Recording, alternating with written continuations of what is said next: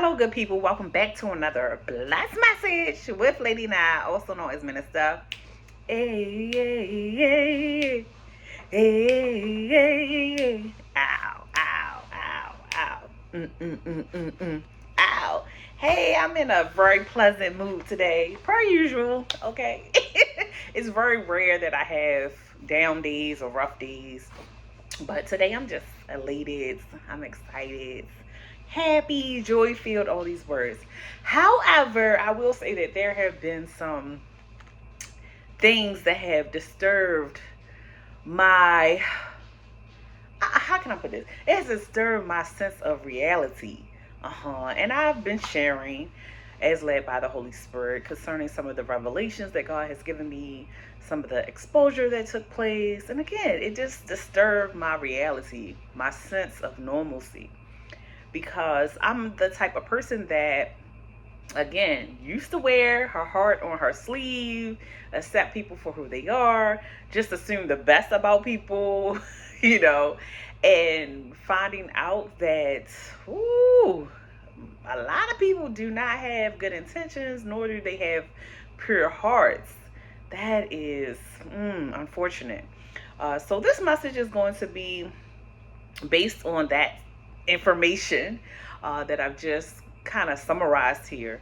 Um, and sometimes, again, I know that it can be difficult when you're on the receiving end or you're a hearer of the word. However, I would say that you seek God for yourself. You continue to receive the messages with an open mind, an open heart, an open spirit. And if it relates to you, then accept it, okay, for what it is, because that's actually what Minister A had to do. I had to accept the fact that this is what it is, okay?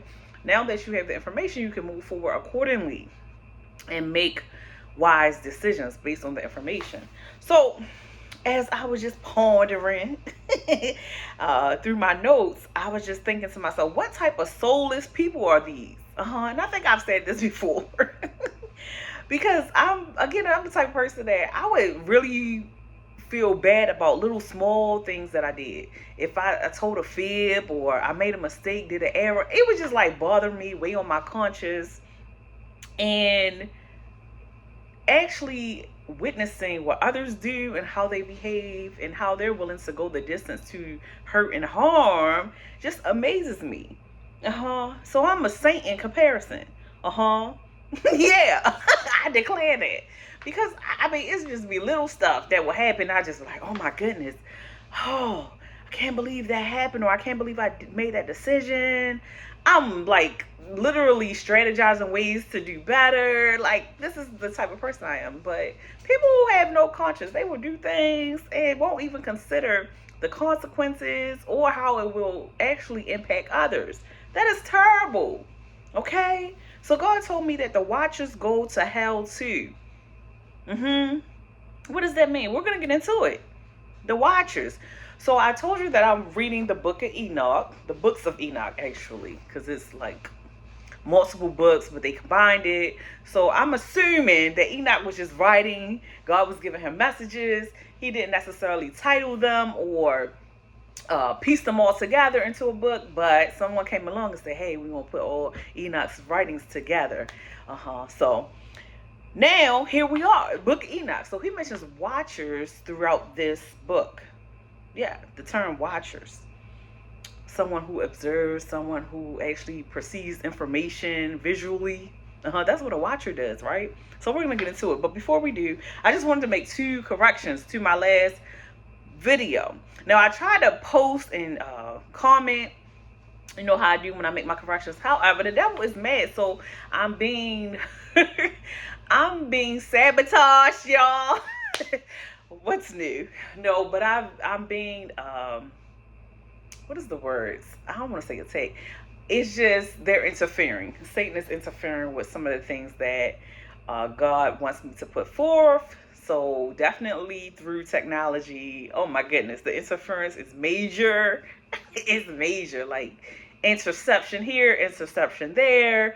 It's like they're playing football. Although Lady Nye is not playing. Okay, I want to make that very serious comments, okay, because this is a serious matter. I want to make it very clear that when I bring forth these messages, this is ordained by God, and therefore I don't play with God. Okay, unlike some folk, I take God very seriously because I've seen with my own eyes what happens when you don't. Okay, I've seen it. And sometimes you gotta learn from other people's mistakes and be like, I don't want that to be me. Okay. So I'm saying all this to say that because I'm serving as a messenger of the Lord, Satan is upset, and typically when Satan is upset, he tries to stop what God is doing.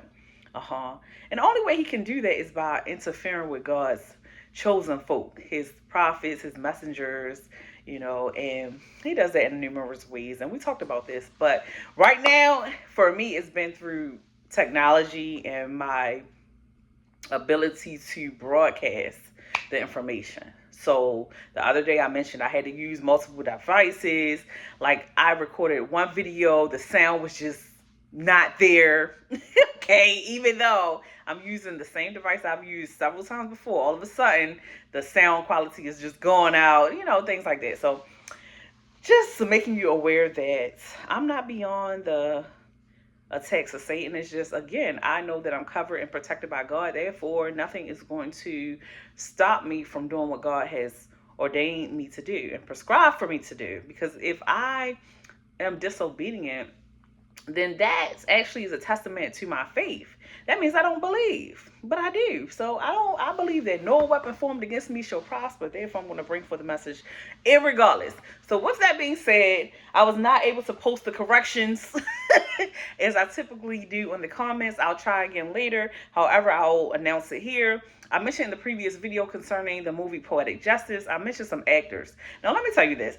I don't like mentioning names often because I know that sometimes I'll make an error. I just know that about me. Sometimes I might forget a person or leave someone out, and I avoid that altogether. However, in the heat of the moment, I mentioned the actors that were portrayed in the movie. And again, it wasn't in my notes, but I said Torrey Smith instead of Joe Torre. So Joe Torre is the actor that is in the movie. So Torrey Smith is actually a Ravens player. Okay. Wait, is he a former Ravens player? But he's a football player, okay? So I want to be clear. But I knew it was Torrey. Got that part right. Also, I think I clarified in the midst of the video, but I just want to make it very clear. I used the word subpar, but I actually meant to say superb. Okay, so it was just a mispronunciation. And I corrected myself and said above average instead of subpar. Subpar is when you're below average, below expectations. Superb is when you exceed expectations. And I was referring to Janet Jackson. Okay, you know Janet Jackson. I said that when she acts, which is not often, she does a phenomenal job, essentially. Like, it's always superb. There you go, not subpar. I just want to make that clear. But in the movie Poetic Justice, again, I'm going to refer back to this clip where Maya Angelou is portraying an elder auntie at the family reunion, and she's actually, it's not really a monologue. I said monologue, but it's actually a dialogue because she's actually communicating with the other two ladies who are also elders in the family. And she's just saying that nowadays these children don't have morals and principles. They're not being raised properly. Like, in the screen or the camera is shooting aspects of the people at the family reunion and showing them fighting and engaging in combat. And again, this is family. It shouldn't be that way. So she's pointing out these fallacies within this family unit, and that was significant. That stood out, and that's where I left off from that video. But this is also related to this message in terms of, again, just being shocked that people lack so much standards, foundation, like stuff that you should know as early as 5 years old, like how to treat people, how to communicate, how to be kind, how to be gentle, caring, like basic things. Once people get into adulthood, some kind of way it escapes them. So I said before that God was leading me to tell people to get back to the basics. Basic way of being, basic way of communicating, basic way of expressing your emotions. Things that adults swear, they will swear that they have mastered it, that they're the expert. They know how to control emotions and handle situations, and yet it's evident that that's not the case. Okay? It's not the case. So yes, we touched on the fact that a lot of people are actors. They know how to act in certain situations, like again, if they're at work and things of that nature. But what happens behind closed doors? What happens within your being, inside of your heart? I used the example recently of the young woman who said, she made a whole video, said that if her son goes missing, then we all gonna have missing sons. Now, on the surface, you might say, yeah, I agree with that. But think about what is actually being expressed here. Does this mean she's gonna go actually murder somebody? Like, what is she saying? Like, what is the point of this? But I'm just gonna leave that right there. It's just the way we look at situations and how we address them when we reach adulthood that actually shows a lot about people's morals and principles and how they actually go about their lives, how they handle difficult situations. And we wonder why children can't handle certain things, and why the youth, when I say youth, I'm referring to the teen population, seems to be out of control. They're the population that are at greater risk for substance use, imprisonment, crime, violence, because they're learning this from adults on how we handle situations. Look, I know this was not a part of the message. However, God is saying you say it. So, again, God told me that the watchers go to hell too. But again, before we get into that, I need to reiterate this to someone. This also came from the previous message. Someone needs to hear, it is not your fault. This is important because there is someone struggling right now. They are struggling with the decisions they made that actually led to a big situation exploding. However, I want to say this because God is leading me to say this. This is for someone very specific. You were used as a scapegoat. They use you to infiltrate the family. They use you to obtain family secrets and intel on people they could not approach directly. You were used in the situation. So you're actually the victim. I know you feel bad right now. But you have to know that you were used. You are a means to an end. They knew that they couldn't approach this person directly, so they had to go through other avenues, and you were it. This is for someone. Just like, again, the Pharisees did to Jesus. They made excuses for their bad behavior. They tried to pin everything on Jesus and say that he was the culprit, he was the bad person, he was the problem, because he wasn't doing things their way. But God told me they wouldn't even know what Jesus was doing if they weren't busy following him around, minding his business. Somebody needs to hear that. They wouldn't have a clue what he was doing. They were stalking him and critiquing everything he did. Imagine that. They were lunatics. Hate to tell y'all the truth, some of y'all elders, lunatics. They blamed him for minding his own business and living his own life. The audacity. Jesus didn't do anything wrong. Everything he did was to heal, help, improve. Every single thing, even when they approached him. And yet, they tried to pin a crime on him when they were actually in the wrong, if you really examine the situation. If they were minding their business, busy living their life, But that's the thing, somebody is in this situation right now feeling bad, feeling terrible, because they know they shared information, they sided with someone, they did things that, again, added to a devastating situation. But God is saying, it's not your fault. The culprits know who they are, and they will be handled accordingly. Okay? Because here's the thing. They had the opportunity to mind their business, go about their way, leave the situation alone, but they didn't. Just like Pharaoh. I was reminded of Pharaoh. He kept going until it directly impacted his life. Remember? Until he felt the same amount of pain as his victims. That's when he decided, oh, all of a sudden I'm going to stop. And God, I had this question. Why would you need direct evidence to stop hurting people? There is no need to hurt people. Why would you actually have to feel the effects of the act before you stop? That's just a question I want. Like, if you see someone injured or hurt, you don't need to actually experience it for yourself to know that the person is injured or hurt. You don't have to experience that. Okay? But in Pharaoh's case, again, he wouldn't let go until he experienced it for himself, until it affected him directly. But someone operates this way. This is how some people are operating right now. And this is the thing. God told me someone didn't think it all the way through. They were only focused on their desired outcome. And this is the bulk of the message.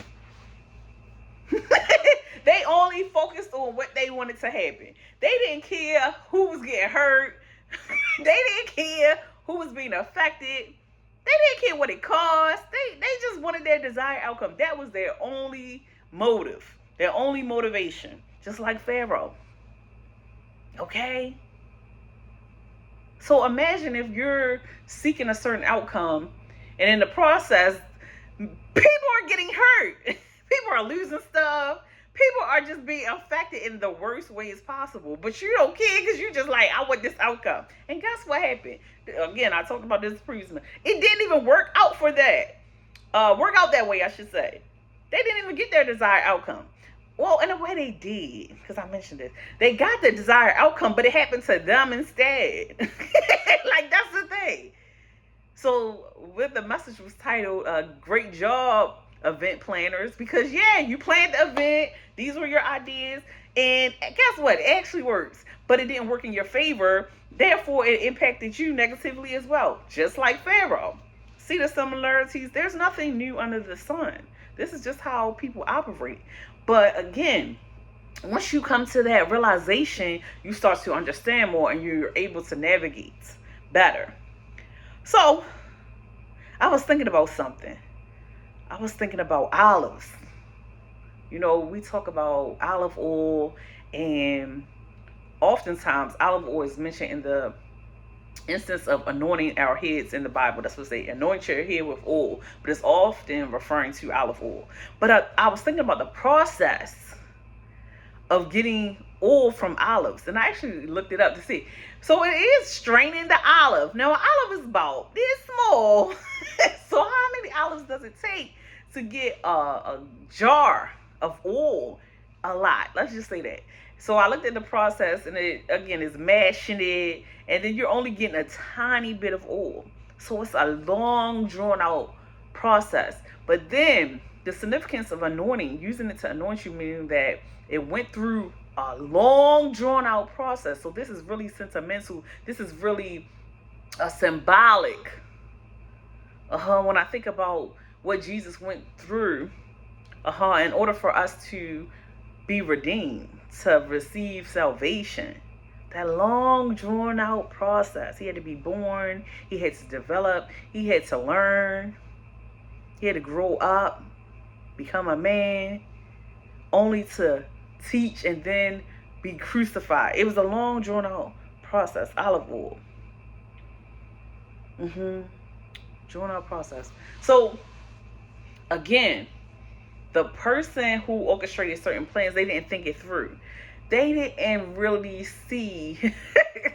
How can I put it? They were motivated by their own selfish ambition. They only wanted their outcome, but they didn't realize all the things that went into this situation. Again, how many people were going to be affected. They didn't think about how many olives it would take. Okay, that's the thing. Oh, yeah, God gave me that as a symbolism for the fact that one situation affected so many different lives, so many different families. It's appalling. But here's the thing, when you're nearsighted, you can only see what's in front of you. You can't see the full picture. When you're operating from emotion and human nature, the flesh, you only, again, you have this desire. It's innate. It's within you.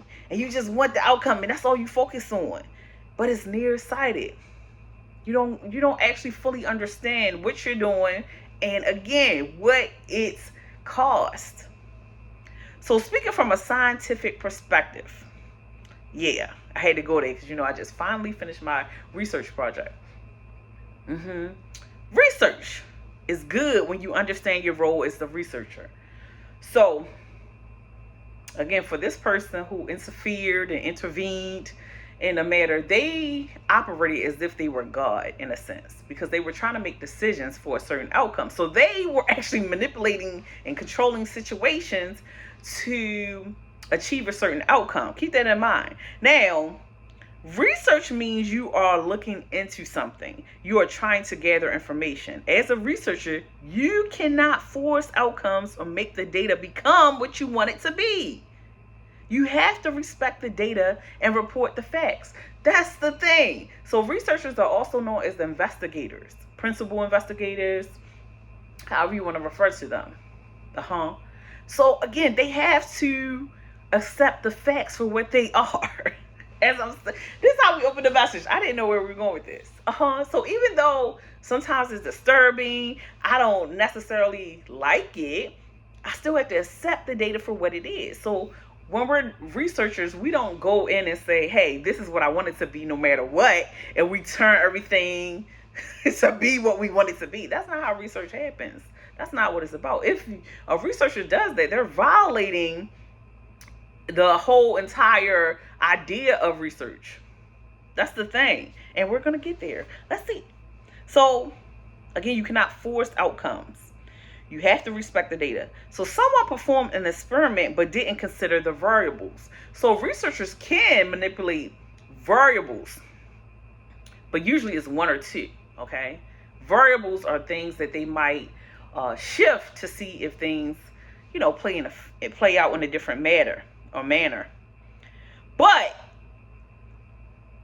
in this case, they weren't just manipulating variables.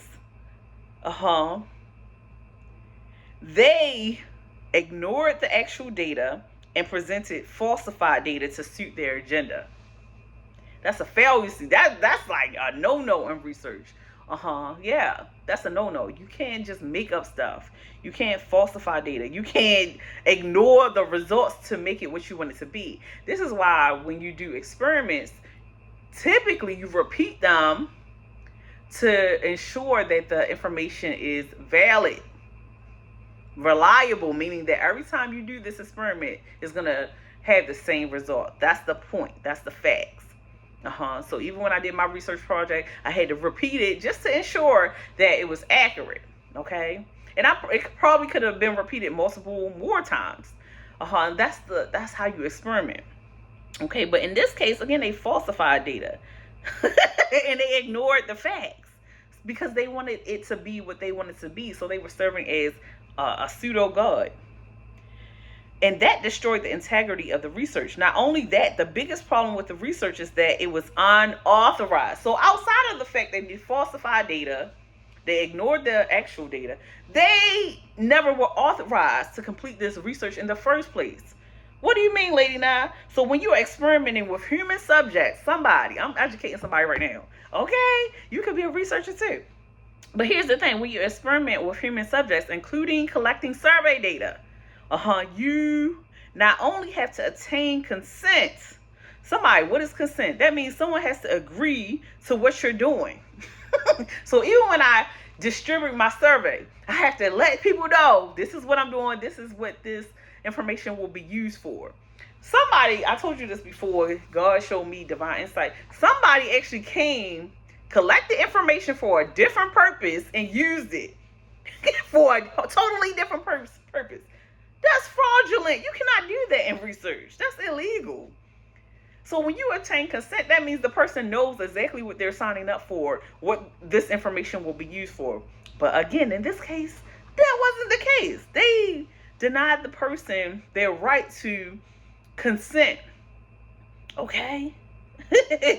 And you have to disclose details about the project that are specific, like what you're doing, why you're doing it, and how you're going to use the information. We talked about this. Somebody obtained information fraudulently. They said, hey, this is for one thing, and they use it for a different thing. A researcher can't start surveilling someone in their home and call it an experiment. Somebody needs to know this. So I'm about to outline some things about what researchers should not do. Okay? they should not do this. Not only is it illegal in the physical, this is illegal in the spiritual. We're gonna get there. I got a few scriptures I'm gonna insert here. But a researcher, let me say this, can't just start surveilling you in your home and call it an experiment. They can't put cameras in your house and say, oh, this is the experiment. What? No consent, no authorization, nothing. They have absolutely no right, nor do they have permission. They are breaking, again, physical laws and all types of spiritual laws. So God told me, he reminded me again in the book of Enoch called the Watchers. That's what a watcher would do when they surveil you, they observe you. That's what they do. That's all they do. They looking. So it's a few scriptures. Let me see where I'm going to start. I'm just going to tell you. God said he's going to eradicate them from the human race. Yeah, that's what it said. In the Enoch book, eradicate means completely wipe them out, referring to the Watchers. So I'm in chapter 1 of Enoch, okay? So bear with me. Again, it's not actually written like the Bible. Also, I would say read it for yourself. It's really detailed writing, really detailed vocabulary. So I'm just going to skip around and give you a few little verses. 12.4. It says, Enoch, virtuous recorder, convey a message to the watchers in heaven who forsook their celestial dwelling in sacred eternal pay. So he said, convey this message to the watchers. Their days will neither be peaceful nor find atonement for their sins. They will not find atonement for their sins. They will find no joy in their offspring. And then chapter 2, 18.3, it says, the winds bridging the vastness of heaven, positioned between heaven and earth, stand as heaven's columns. Is that the one I wanted to read? Well, that's the one I read. But that's not the one. Actually, it's 18.14. Okay, an angel elaborated. This serves as the jail for skies, stars, and the heavenly army. Okay, so there's a jail reserved specifically for the watchers. Okay, now they're being eradicated, but it says it's a jail specifically for them. I have to break it down because, again, this vocabulary is very strong. It says stars that defied the divine decree were chained until their transgressions culmination in the enigmatic year. Okay, so they're being chained together. They're being kept in bondage, essentially, until judgment, or final judgment, I should say. And then 19.2, these spirits will be confined to this place until the day of major judgment, when their destiny will be determined. Now, remember I said that somebody's going to jail. I say it could be spiritual jail, physical jail, but essentially this is confirmation. Again, we test the spirit, we test the written work against that of the Bible to ensure that it's actually relevant. Okay? So again, God told me that they're going to their jail, spiritual jail, the watchers. These are people who witnessed certain things. We're going to get there. I don't want to skip too far ahead. But just keep in mind, a researcher cannot surveil you in your home without your permission. Period. I don't care what they say. I don't care. They have no authorization to do so. They don't have permission to do that. I don't care what they say, how they try to flip it and justify it. Again, God is showing me that the scapegoat was a part of this plot and this plan. They actually were used, again, to infiltrate this family environment, or it was a family environment. That's what God told me. So some kind of way they were used to help carry out this watching, this surveillance. They were used in that capacity. But they feel bad now that things are unfolded and they see that perhaps they made the wrong decision. They actually have been targeted as the scapegoat. People want to point the finger at them and say, oh, it was their fault. But essentially God is saying, no, they were used. They are a victim in this situation. Okay?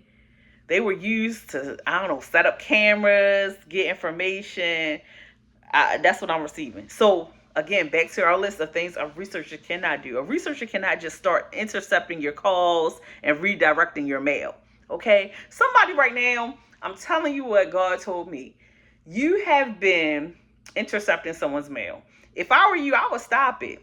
That's just word to the wise. I'm just saying, if you are intercepting someone's mail, if I were you, I would stop it and I would give them their mail right away.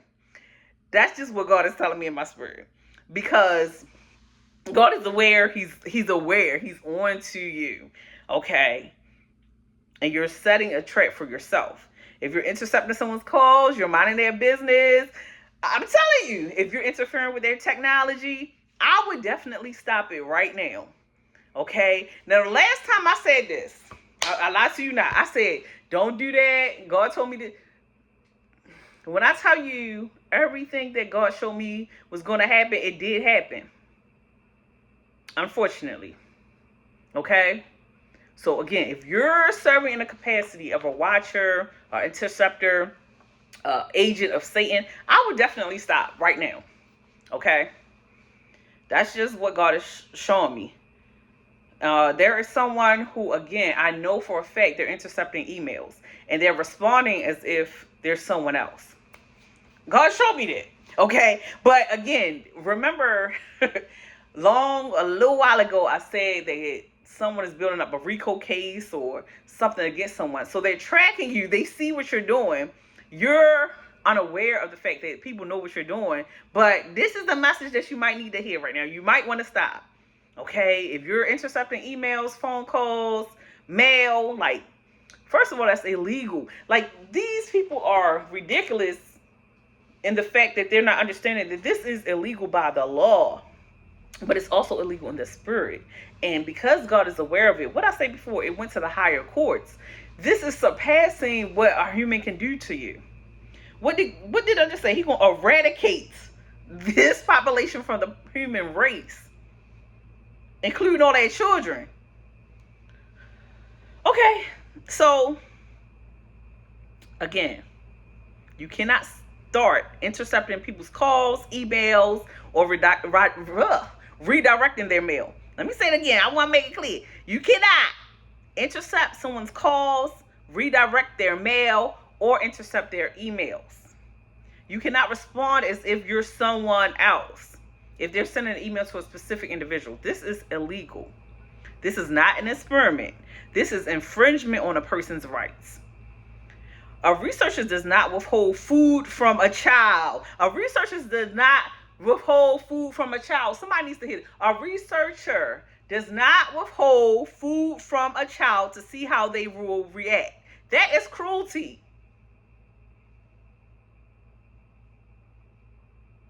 I think I need to pause here because somebody does not know the extent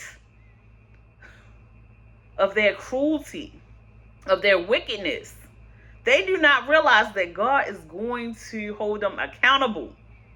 A researcher cannot pretend to be someone else on a call so that the person will divulge their personal information. That is fraud.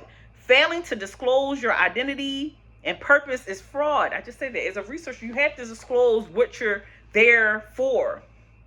Why you're obtaining someone's information. You cannot pose as someone else and say, oh, it was an experiment. You can't do that. A researcher cannot use their connections to stalk and harass a person. I know some of this seems common knowledge. It seems like, oh, this is common sense, lady. Now you don't have to say that. I guarantee you I do. Okay? I guarantee you I do. A researcher does not invade a person's family and friend relationships. That is despicable. Meaning they're befriending people and coming around with ulterior motives. A researcher does not break into your home and steal your property. Bruh. I mean, sometimes I'm like, really? This stuff, I need to say this to people. Breaking and entering is illegal. Stealing people's stuff, illegal. Even destroying people's property, illegal. Come on.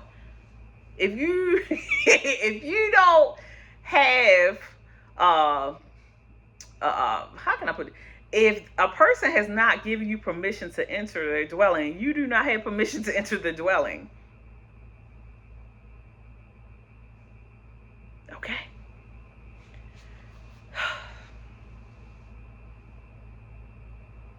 None of the things listed are research. I'm telling you the truth. None of them. Breaking in somebody's house and going through that mail, that's not research, boo. That's not. Going through somebody's house and looking through that closet, that is not research. Putting cameras up in someone's home, that is not research.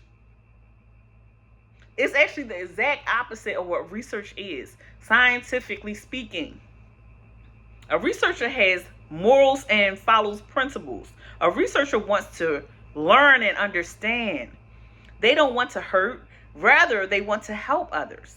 So the whole purpose of research is so that we can grow, we can develop new ways of helping, so that we can improve, we can do better than we did before. That's the whole purpose of research. Research is not supposed to injure and harm others.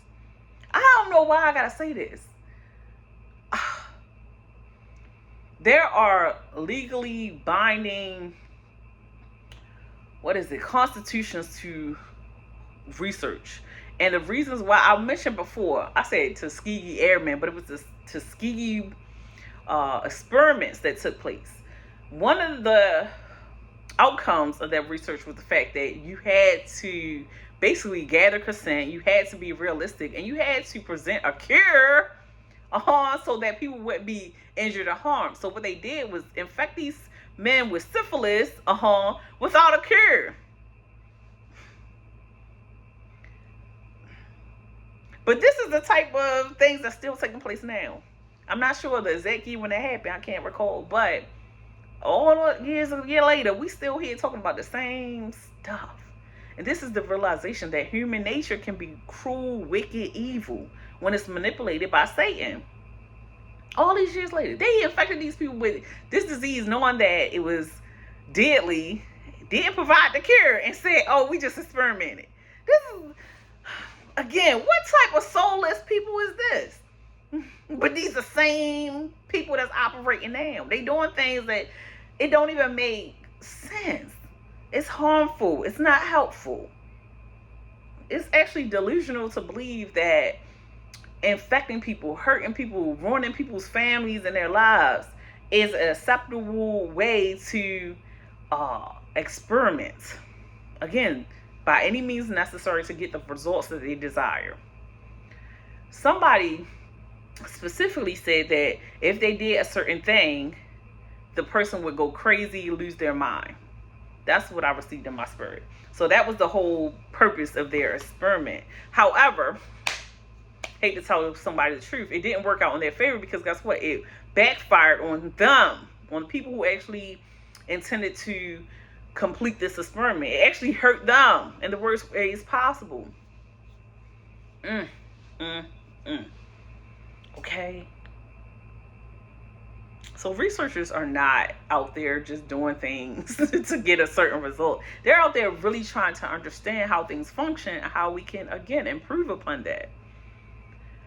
So I was given this word by God. It's deprive. You heard of deprive? When you deprive someone of something, it's to withhold something you have the ability to provide. To withhold something that is available for someone. This can be in the form of information or resources. I mentioned before just about you don't withhold food from a child just to see how they're going to react. That's I can't make this stuff up. That's depriving a child of access to food to sustain their life. But instead, you're going to say, I'm going to remove it and see what happens. Not only is that atrocious in the physical sense, that is unethical. That's appalling. To see what they gonna do, how they gonna get it. Like, what? And this is why God also gave me the term the watchers, because there were people who weren't directly involved in the experiment, but they watched. They knew about it. Hey, come on, somebody. These are people who saw what was happening and did nothing to intervene. They had the opportunity and power to help, but they did nothing. So the watchers go to hell too. That's what God was reminding me of. And he gave me the scripture. Amos 5, verse 12. It says, "For I know how many are your offenses and how great your sins. There are those who oppress the innocent and take bribes and deprive the poor of justice in the courts. Therefore, the prudent keep quiet in such times, for the times are evil." Okay? Again, oppress the innocent, take bribes, and deprive the poor of justice in the courts. And what did God say? I know how many are your offenses and how great your sins. So some people felt as though, well, I didn't get involved directly. Therefore, I'm free and clear. God said, no, absolutely not. Didn't speak up, didn't lift a finger, didn't help in any way. That's a problem. So that's just like if, this is why you have to be mindful. Some people perish from the lack of knowledge. They really don't know any better. I can say that. But I'm here to help, share what God showed me. That's why you have to be mindful. Because if someone records a video, for instance, and then they share it with you, you could be held comparable for disseminating that information. You have to be mindful. Not only that, sometimes you have to be the one to say, no, this is not right. Okay, you do have that right to interject and say, hey, that's too far, that's too much.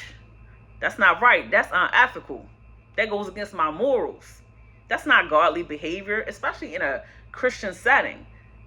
There's no way. Lady, now you cannot convince me to do certain things.